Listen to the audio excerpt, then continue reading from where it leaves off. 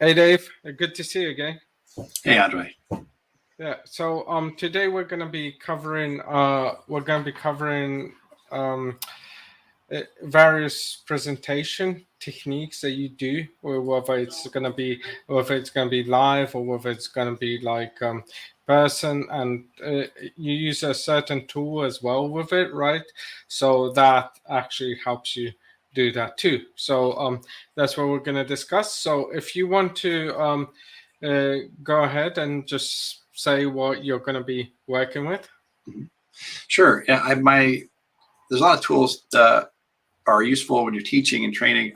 For me, when I'm teaching, especially with Azure or anything I'm teaching remotely or online, I have found this Zoomit tool from sysinternals to be, not only is it free and constantly improving, it's been one of the most useful tools I found to teach any classroom setting where we're looking, especially when people are looking at web interfaces or looking at diagrams, architecture, that kind of thing.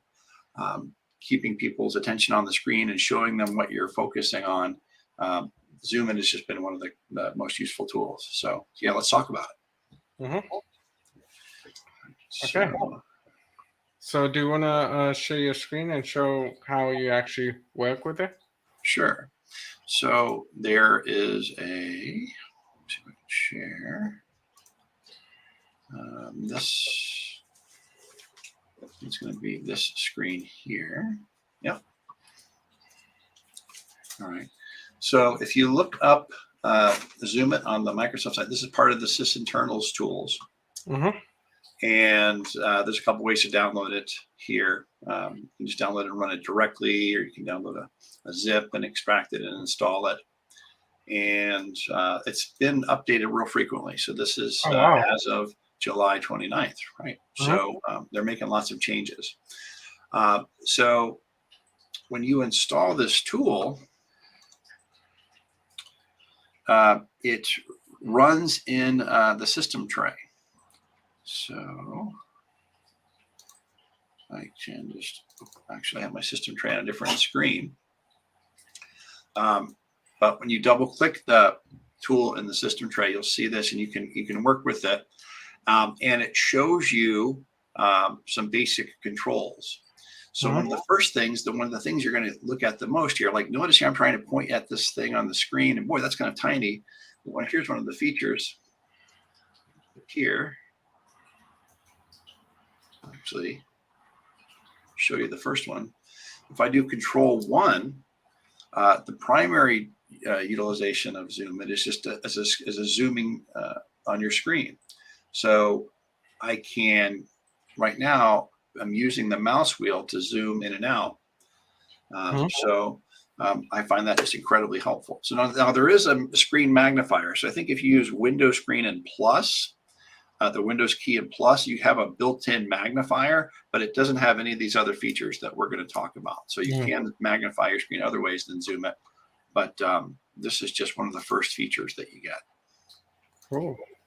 Right. So, and of course you can, it's interesting, while I have this open, if I want to zoom in on this, actually I can't because I'm configuring it. So right now Zoomit's disabled, but you can see in the UI here that there's a Control 1 is the command for that. So you can customize it and change it if you want, and you can control the initial zoom capability. All right. So in addition to zoom, what you'll notice when you do a zoom is it basically takes a screen picture, and when you zoom into it, it's going to be static. But there's also a capability. Let's say you want to zoom into a screen where there's animation, or you want to zoom in and maybe interact with the screen. There's also a live zoom. So Control 1 is the static zoom. I'm using that most often. And then Control 4, and you can do a live zoom. So maybe you want to zoom in on video or interaction in the UI, then you can use that as well. All right, so I'll play around with this, but I'll also show you some of these other features here in a minute. So if I do, Control 4. So notice here, I'm zooming in. I can interact with the screen and do things with it. I could be filling in a form or something like that. Whereas if I use Control 1, the screen is static. So I can't make any changes. So this is more useful though, because you'll notice that when I clicked, notice I've got a dot there on the screen.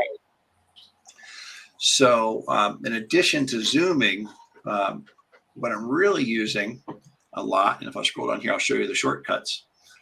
Just by doing a left click, okay, I can go into drawing mode. So let's pick something to draw on here. I got a couple pictures. So let's say we're talking about Azure here, and I want to talk about management groups and subscriptions and resource groups and resources. This is one of these things you might talk about in Azure fundamentals or administration, or maybe you're talking about Azure policy or something like that, talking about scopes. When I do Control 1, now if I can zoom in and maybe make this fill up the screen. So a lot of times you'll have a diagram, it's not big enough. You want to make that take up screen space. Now if I click, I have a dot, but I don't like the color yellow. There's actually options for red. I can do green. We can do blue. And then you got yellow, orange, and pink. Okay. All right. So you can, as you're drawing and you're using different colors here. Now, right now I'm just drawing that to show you what's happening and what I want to do. If I make a mistake or if I want to undo that, I can do Control Z.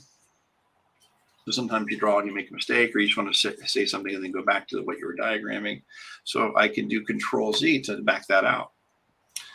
All right. So now if I hit the letter B, notice my little crosshairs is blue. Now if I hold down, when I'm drawing, if I hold down Control and I roll my mouse wheel, I can change the thickness of my pen. Right? So Control and mouse wheel, and I'm going to do lines like this. So Control and mouse wheel to change the size. Okay. And if I press Escape, now it throws, I'm back to the regular mode. I'm no longer drawing. I'm no longer at Zoom It. So once you start drawing, you press Escape, it steps back to the original mode. You're no longer zooming. So you can just use Escape when you need to get out of that mode. Right. So I'm using that quite a lot. All right. So you have the different pens. And in addition to regular freehand drawing, which I know I'm not very good at freehand drawing, but if I make a mistake, I can do Control Z. So in addition to being able to freehand draw, you can draw shapes. So if I hold down Control, say I want to talk about the levels here. So hey, if you're working with management groups, every subscription within that management group would be affected if I assign a policy. At the management level, it would affect these subscriptions. And drawing that square or that rectangle here, I'm just using Control and dragging. So you can combine these things. So maybe I want to change my color and draw another square, something like this. If you're trying to emphasize things, because as you're teaching, and very often you're pointing people at a diagram or looking at a slide or a PDF, something like this. The activity on the screen, when you're moving your cursor, they follow your cursor. But when you're drawing, it really helps to emphasize whatever it is you're trying to get them to pay attention to, focus on. It's really a good interaction tool, especially when there's questions and somebody wants to zoom in on a particular thing. Well, what are these things, these resource groups? Oh yeah, well, resource groups. If you haven't used Azure before, that's you provision a resource group within your any Azure subscription. You provision resource groups, and those resource groups contain resources, let's say, right? So I can use the different colors and I can focus their attention with this tool. So you've got rectangles, which is with Control. Okay, you've got you can do Shift for straight lines. You've got ellipsis. If I do a tab, I want to do a circle around something. Hey, SQL, let's talk about SQL Server. Let's get into that. And so I can focus in with that, with a circle there, with drawing on with Zoomit. And then you also have arrow. If I do Control and Shift, oh, this one's a little tricky. But if I'm trying to emphasize something like, hey, I'm talking about management groups here, I hold down Control and Shift. Oh, that's pretty cool. I got to start using this for my videos. That's yes. Have you ever seen anybody using this tool? Have you ever seen, you probably, now that you've seen this drawing, you've probably seen some of the presenters or some folks on YouTube that are maybe. I mean, I've seen that maybe some people have used it, but like, you know, in terms of actually explaining, oh, this is the background how I'm using to present, that is the one thing which I'm trying to find. But it's like, you know, for example, like most will be leaning towards like a PowerPoint presentation or something like that, not the additional Windows tools that you can have in running in background, which actually can help your presentation to like provide more emphasis, as you say. Yeah. I've very commonly, I like this. I know PowerPoint has the ability to draw on the screen. I like this better for the utility of it. And as you'll see, there's some other features here. It's just harder to get all of that functionality with one thing. And I'm using the same tool if I'm talking about a web page or a UI element, something in the portal or a diagram like this. I like using that same tool for that. So yeah, that's really, I find that really handy. Yeah. So do you find this interferes, like, for example, say for you were showing like some coding application or something like that, is there like a certain you know, like interference you might have? Obviously when you're like coding, you might press tab and that could interfere. Is that something you keep in mind when presenting? yes. So once that, typically when I'm using the Zoom, at this point, I couldn't interact. So if I was typing or coding, like I could have, you know, VS Code or GitHub or something like that open where I could type. While I'm doing this Control-1, it's basically a static page. It's just like a screenshot of that page. So I can't interact with anything right now. If you want to experiment with this, you can take a look at a form, try to fill it out, and then use Control-4, the live Zoom, and interact, and you'll see how that changes it. Okay. You know, I'd like to show you that, and it's a good thing that we'll test that together. So some other things here. So in addition to being able to draw these things, I showed you Control-Z to be able to undo. I can press E to erase everything. I can press W to just give me a whiteboard. So this, whenever it's time to do a whiteboard, big picture diagram, you know, hey, let's talk about, hey, we've got some servers set up over here, and I need to, I don't know what we're working with today. We're talking about, you know, maybe a firewall or whatever it is. Like if you're going to, you know, pick up and start drawing, notice if I press the letter T, you know, I can type. Oh, wow. Right. So when I watch people draw with the whiteboard, like John Salvo, I'm watching him. He's an amazing whiteboard user for just teaching Azure, but he can write in a legible way. I cannot write legibly. Let me see if I can do, firewall. Okay, this is my attempt, right? So, and meanwhile, instead of everybody focusing in on what it is I want to talk about, they're, you know, why can't this guy draw, right? Why can't this guy write? Why can't this guy write? I had that many times before as well. So that tool, being able to, so what I do is, let me go back to the color I want. It's red, the letter R for red, and then I press the letter T, and it gives me the cursor. And again, I have the mouse wheel capability, so I can hold down Control and mouse wheel. So very often, you know, you want to, maybe you want to do something like this, or if you want to zoom back out and say, you know, I don't know, maybe we'll put whatever this is, diagram. I can pick by zooming in and out, I can pick different levels of font. I think that there's other configurations in there as well for the font. So actually, let's check that real quick.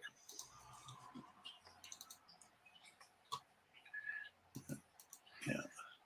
So you could come in here and configure that differently if you'd like. We're just using, I think it's defaulting to Microsoft Sans Serif font. Hmm. Yeah. So that's pretty neat. Let me see. And I got a little cheat sheet here. So this list of, when I showed you the Zoomit feature here, I'm kind of looking, I printed up a part of this and I'm referring to this. So as you're starting to learn this, make a copy of this, print this next to your screen. I'm looking at this right now. And it updates. So there's a new feature here I can show you. So if I come in and let's say I spend a little time on a diagram, let's go, I don't know if I'm back to this diagram. If I've done some work on this and, you know, maybe I've done some drawing, tips, and then, you know, I put in some work, maybe I'm going through something with, I think, hey, you know what, this might be really useful to share at some point. I've done some work. I'd like to share my work or save this for later. I think it's tab, yeah, circle. If you do Control S, at this point, I can save that as a diagram. I can save that as a PNG file. So now all that work that I used to save and draw this, if I press escape, it's gone. But if I do Control S, now I can save that and reuse that diagram later. Yeah. Okay. So I've been trying to, when I catch myself explaining something and using a diagram and I put in a few minutes of work and we're in a conversation, hey, that's useful. Now it's, instead of just losing that, now I can save it. Maybe I'll go and refine it and turn it into something that I can reuse later. So it's about, you know, reusing your work, any work you do with a diagram tool, and being able to come back and save it and reuse that later. Yeah. So I've been trying to get in that habit, especially if I spend a few minutes, especially if it's a good conversation and I spend a little extra effort and I'm working on something that I want to share. Yeah, because sometimes you can really go dive into it, right? Because sometimes you might have a student that may ask you a question and it goes into a real discussion. And then you might be annotating on the diagram a lot. So you definitely want to keep that for next time. So, yeah, and you can share it with the class as well afterwards, right? Yeah, that's right. So I've been, and you and I, we talked about different ways to use some of the tools we'll talk about. Maybe I want to create that as a documentation I want to share later, maybe using Markdown. So maybe we'll talk about that at a future date, how you can integrate images like this in a Markdown-based documentation. Yeah, so that's been handy for me. And yeah, I'd like to get into more of that with you. I think we can, well, I'll show you a couple more things and maybe you can try this as well. Maybe you can save an image. All right, so. Oh, so there's other things I want to show you here. If we do, I guess the last thing I'll show you is they have, in addition to the zoom I just showed you there, so being able to zoom in and out. Also have, if I do Control-3, you actually have a timer. Okay. Yeah, so you can configure that if you're on a break and be able to use that as a timer. Yeah, I guess that's pretty useful if you have like so I guess when you do some MCT sessions, you pretty much are booked out for like 4 or 5 days straight, right? So it's like during those days of training, you need a lunch break. So you might want to do this is the time we're going on a lunch break, you know, and the timer will be running. And then, of course, you can resume it afterwards. So a lot of people sometimes may just be looking at the screen or may not be looking at the time too much. So this is a good reminder for them. Yeah. Yeah, I think so. I find that really handy. And incidentally, there's another, we're focusing on Zoomit now, but there was another tool that they've started using for breaks that gives you, let me see, maybe I'll show you that to you next time. That's called virtualbreak.org. That lets you set up different categories. You can have a lunch break or a lab break or coffee break, and customize the break, and gives you a scanning, like a QR code, so somebody can capture that on their phone and maybe while they're at lunch, they'll be able to keep track of the break time. So maybe we'll be able to look at that tool in the future for MCTs. Yeah, so I think there's some controls for that. Okay, so let's try something here, because you were mentioning hanging out with the live Zoom. So I was just messing around in the portal here, and one of the things that when we're talking about like working with the UI elements, a lot of times if I'm showing somebody this screen and I want to focus in on a particular element, it's too zoomed out, right? So very often it's helpful to use Control-1. Oops, where did I lose? Looks like I lost my Zoom it. Let me see here. Because the Zoom capability just went away. I think just you trying to configure it might have caused that. Yeah, maybe I broke it. Let me see if it starts here now. Go back to Zoom it for this one. Yeah, there you go.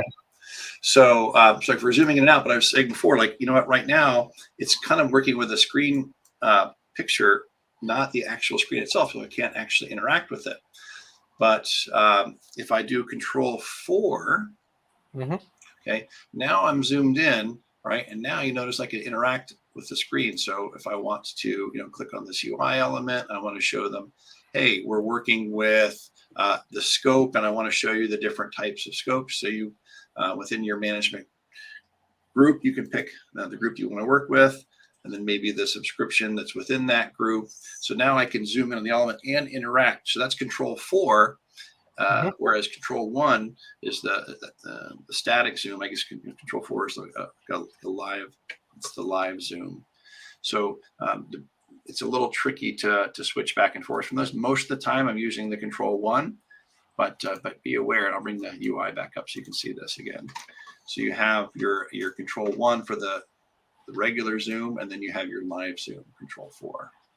So I found that to be useful in those situations. Maybe if I want to show something within IntelliSense, like I want to show some interaction that's happening, that's been useful to you as well. Yeah. So so I guess you would use you just have to know when to use Control-1 and I guess Control-4, because that way, whether you want to use the live version or whether you want to use the annotation version, right? So during the bit when you do the live version, obviously you can't do any like colors and whatever, because that's not a screenshot at that moment. Or can you? So I can come in here if I press all the keys that I might want to use to like change the color or to draw. I don't get any of those options. I'm basically just interacting with a zoomed in live version of the screen. So this is very similar to and there we go. So now I'm in Control-1. See, now I can interact with it. I can draw. All right, so I have to pick.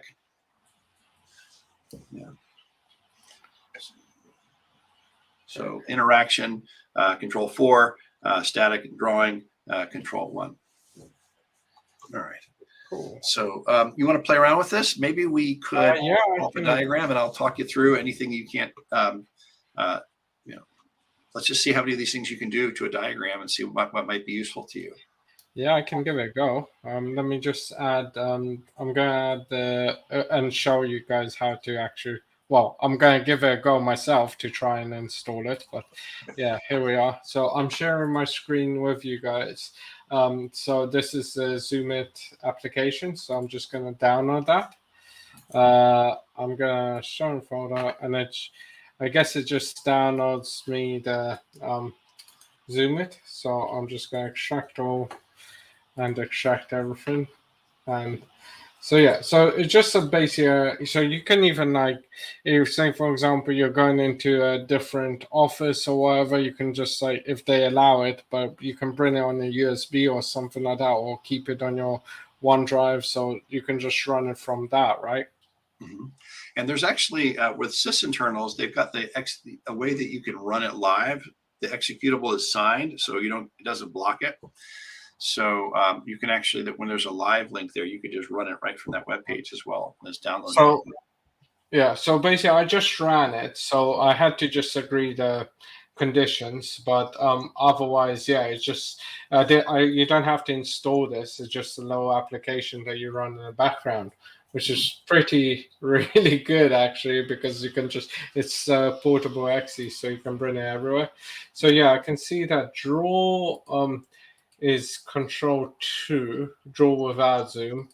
Zoom is control 1. Live zoom is control 4. Type, well, it allows you to set a certain font while you type, which is pretty cool as well. So I don't think I can actually zoom in on the actual application, but and then break will be let's see. So yeah, this is the break that you were talking about. And you can record as well, which is interesting. Now that's interesting. I'm not running that version. And when I said, hey, they're updating this all the time, that's one of the newest features there. So control 5, it would create an MP5 or MP4. It has to be Windows 10, May 29 update and higher to support that. But if you had that, then you'd be able to do a little screen recording with this tool as well. And that's brand new. I haven't even played with that yet. Yeah, yeah, we definitely need to give that a go. But okay, I think I actually got the zoom toggle off, so I'm just going to do control 1, and now I'm just going to press OK, and then it's going to show tray icon. So now I have it.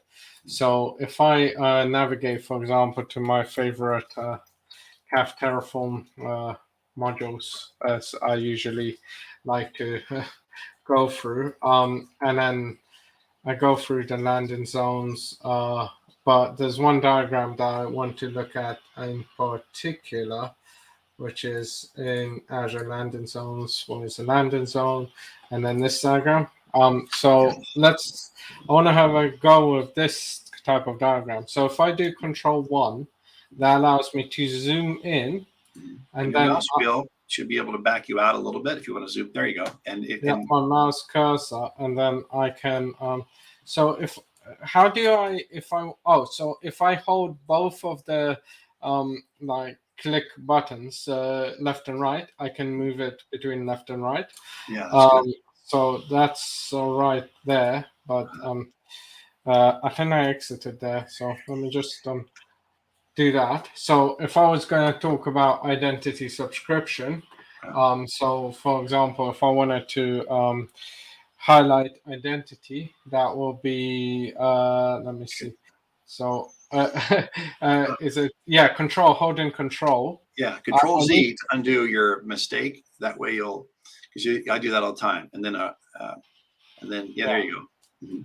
Again, I mean, but yeah, I just wanted to emphasize that control, it takes a little bit if you're just brand new, but I'm sure it doesn't look like it will take long to get used to. So I need to actually bring up the sheet. I'm going to bring it up on my other screen, and then I'm going to go through the various options over here. So I can talk you through some of them. Like I could talk you through like the colors and the different shapes. Maybe while you're in there. So we're doing box first. Then we're going to be doing, let me see. So if you want an oval, depending on how you do it with a circle, you can do tab before you start drawing.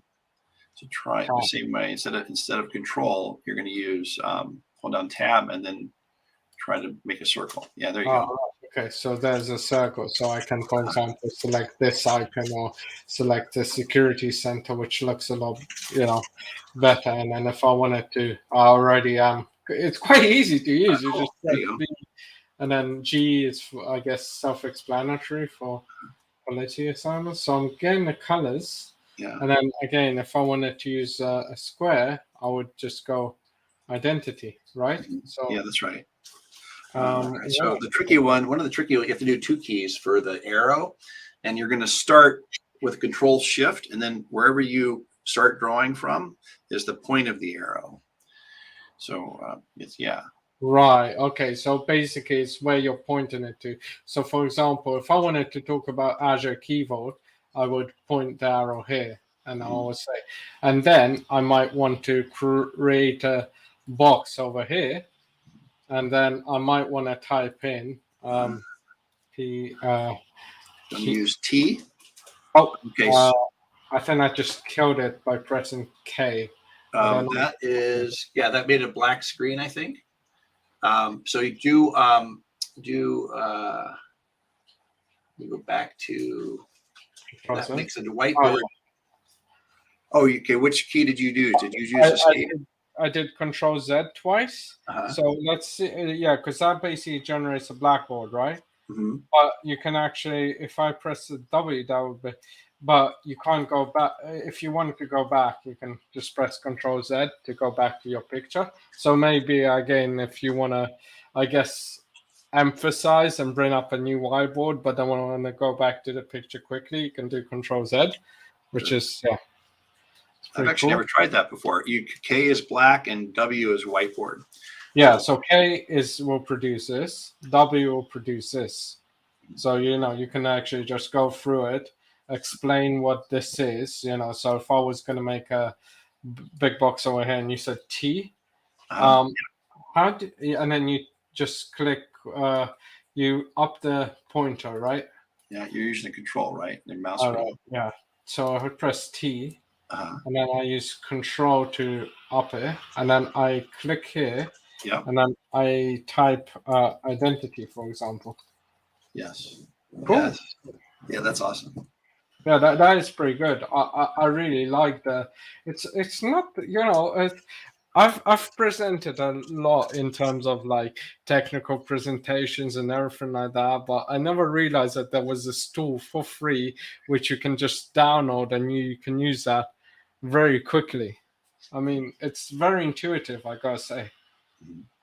Yeah. This is fun to watch you use it, and you pick it up pretty quick.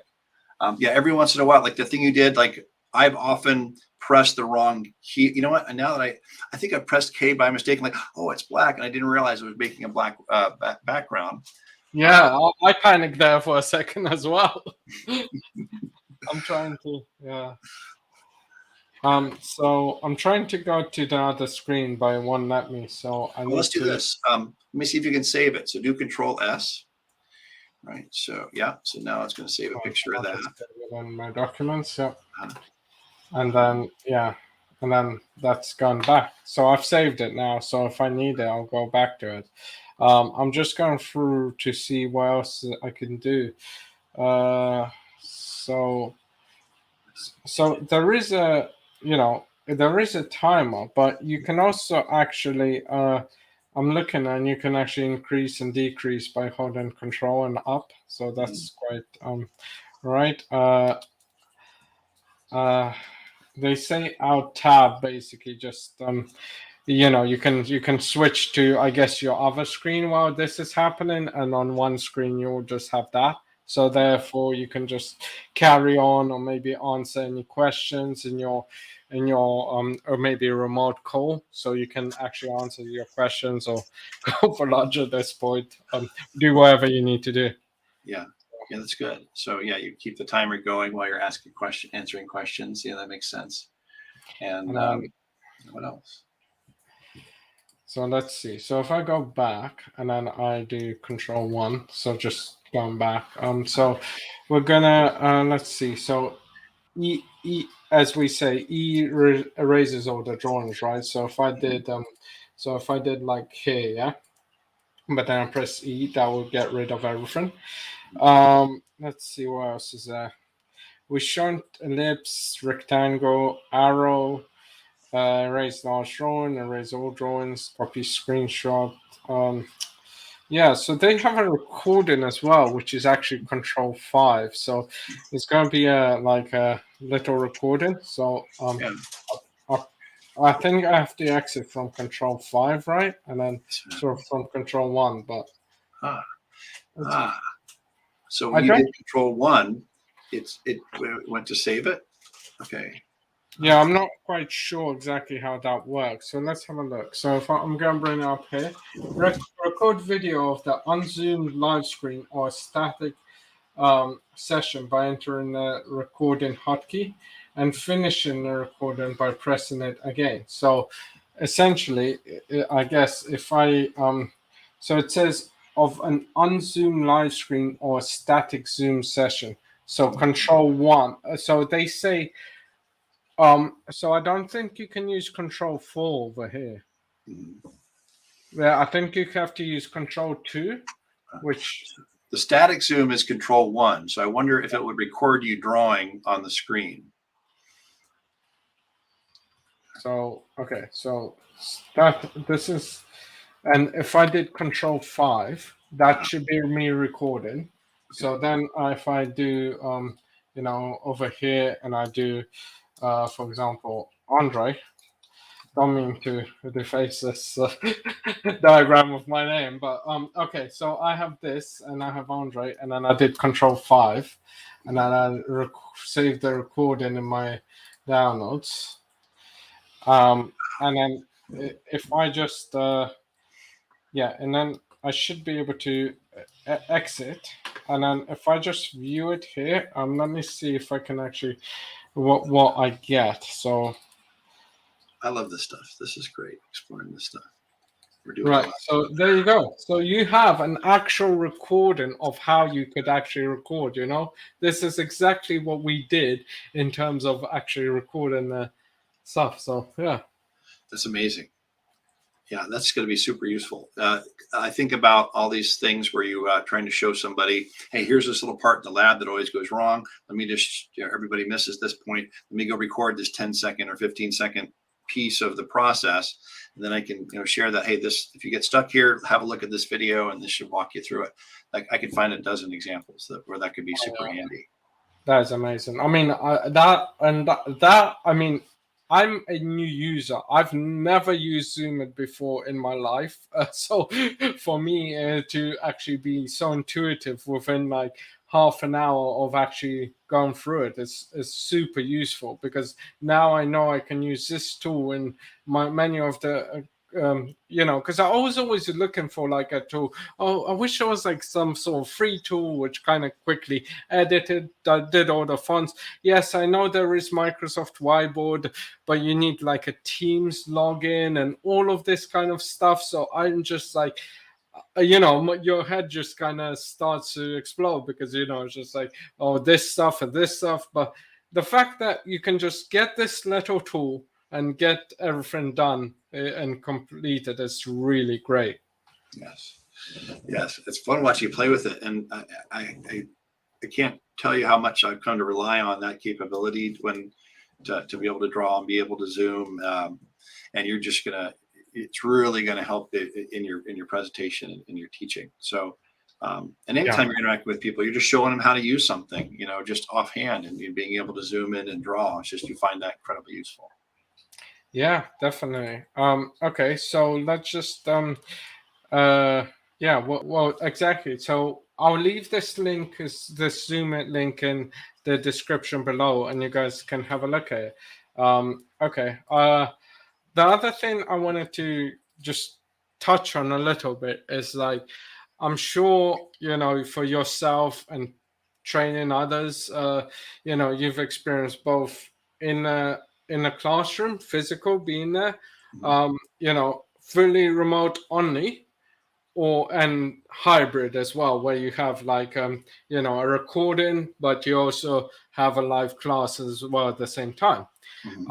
What is most, like, do you find to be the kind of the more engaging kind of role if you're doing it?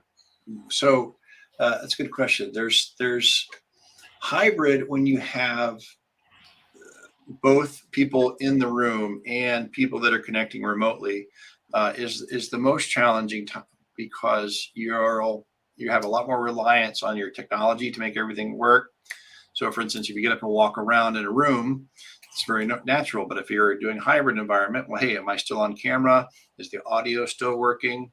So having that technology that's working and reliable and in a hybrid environment is really important. So I've talked with learning providers that really focus in on that and get the tools right, so that you have that flexibility to move around about that set of technology tools that all have to work.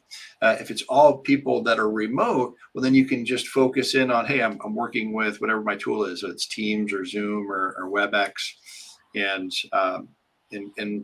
focus in on that one piece. But when you're doing hybrid now, I need to make sure that people in the room are not just looking at me like I'm on a screen. They're also interacting, and that once you have that interaction with the people in the room, you'll need to call on people that are hybrid. So, hey, Maria, I know you're hitting remotely. Does that make sense? Do you have any questions? And even though they're not in the room, you need to do extra effort to engage the folks that are hybrid.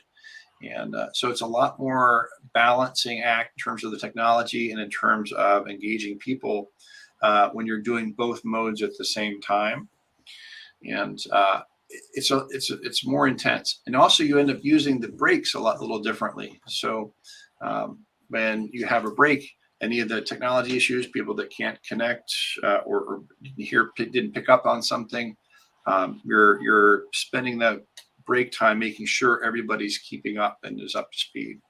So that's the most challenging way to teach. You'll focus in on getting the technology right in advance, and spend more time making sure that technology works to make sure that your hybrid experience is good. Cool. Yeah.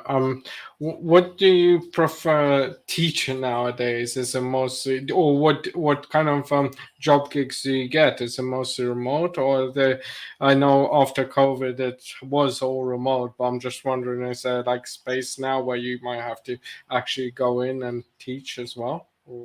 So it's coming up. I'm starting to get asked about this, and it eventually may happen that I'm traveling. I'm pushing back to some degree because I like this remote. It just so happens that even though I've been training SQL and teaching about Microsoft SQL Server administration and development and reporting, and all of these things back since like 2002, and I've always kept up clients where I would teach SQL. I like teaching beginners structured query language, just the very, very basics. And every year I would teach a few of those classes, and it would always be in person until 2020 when everything changed, and we went to all remote.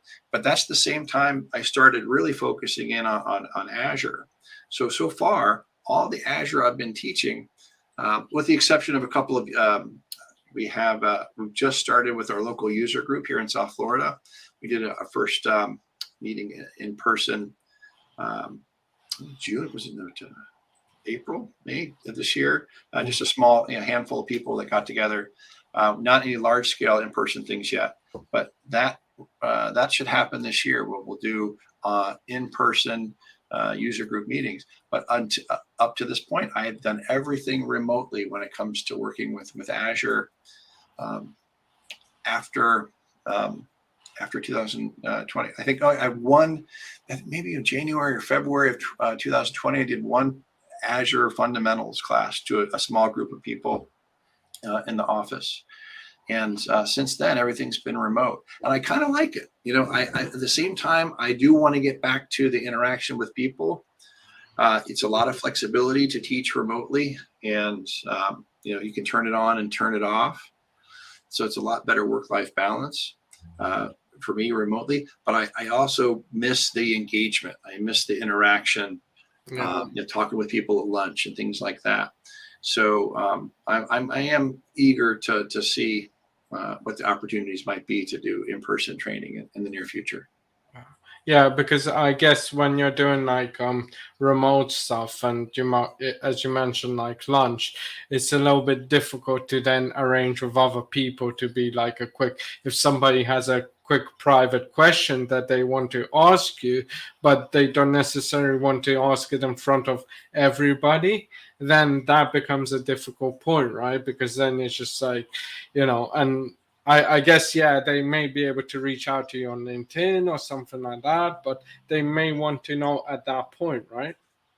Yeah, that's right. I've been always putting out the invitation for anybody that I teach. I put out my email address, put out my LinkedIn, please reach out if you have any questions. And, sometimes I do hear back after a class, people want to follow up. People have more information that they need. And I like that kind of engagement. But yeah, it's sitting down with somebody, having a one-on-one conversation, talking about something they're trying to do while you're having lunch or on a break. That interaction is kind of precious. I do miss that.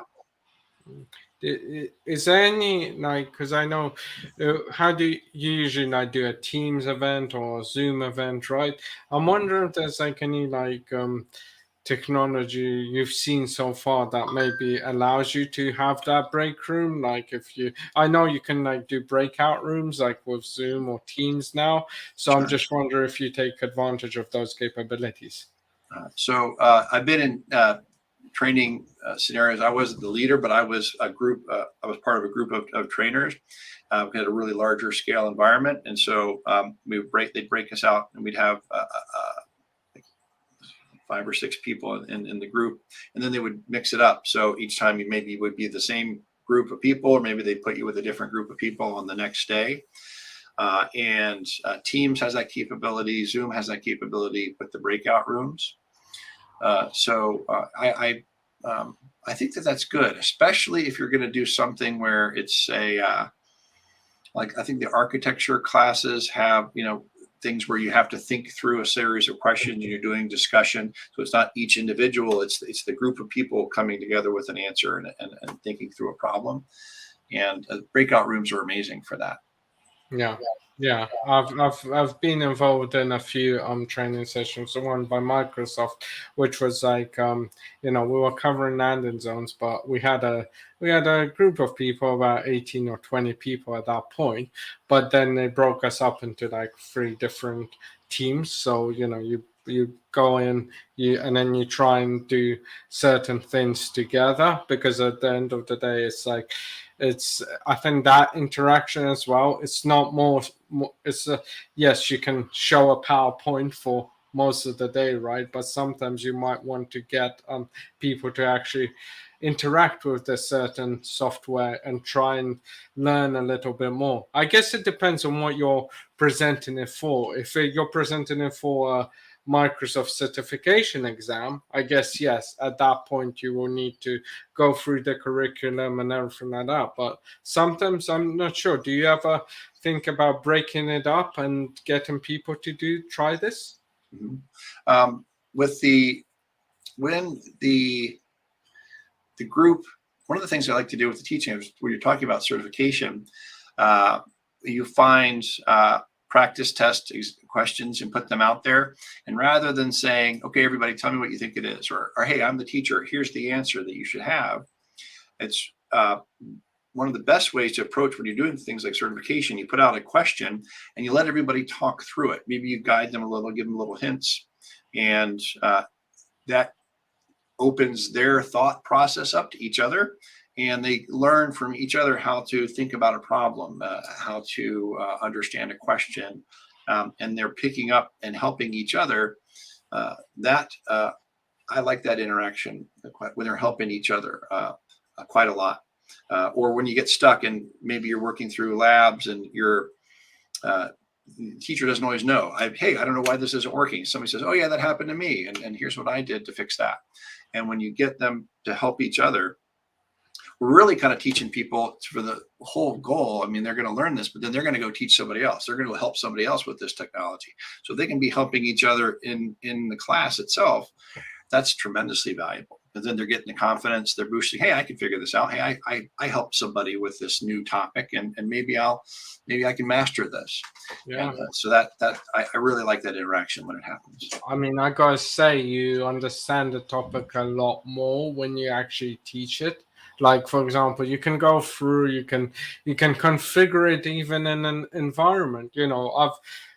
There's been plenty of times when I actually have learned it then I actually applied it in an environment. But until I actually taught it, I didn't fully cement that knowledge. Like when I get, when I actually understand what I've done, and then I try and explain it, I sometimes think maybe I may have not done it fully right here, or you sometimes make some mistakes, and then you just learn a lot more than what you knew before. I think that's teaching is one of the best ways. I think we talked about in our previous one, where it was like learn it, do it, teach it, right? Yeah, that's fundamental to this path here, and it's in a way it's like a cheat code for this learning cloud, because it's so much to learn and it's so overwhelming and it's intimidating, and teaching helps you to deal with all of that by testing you on it, and you inevitably find your gaps. Hey, that's a good question, I didn't know, or hey, I tried something and today it didn't work the way I'd expected to. And those when those things happen, you could panic. Sometimes I panic, but then sometimes I say, okay, let's figure this out, and I let them into my process. Hey, I'm stuck, here's what's not working, and let me look up something, let me go find the answer, or hey, I'm going to try this. And you do this when you're drawing people into the subject. When you have a question that you don't necessarily have the answer for, they're going to, oh, well, I can help you with that, or you know what, I think I've read something about that. You're trying to pull the students into how to fix the problem and solve the problem. And when they're doing it at whatever their level is, they're a little bit higher at their level now. They're trying this new thing and solving that problem, patterning on the way that you solved the problem. So you're showing them not just, hey, here's all this knowledge, but hey, here's what I do when it doesn't work. And I think ultimately that's more valuable, because it's not always going to work. You have to figure things out. I think that's a very big, things don't always usually work until you actually try it. And most of it is like trial and error, right?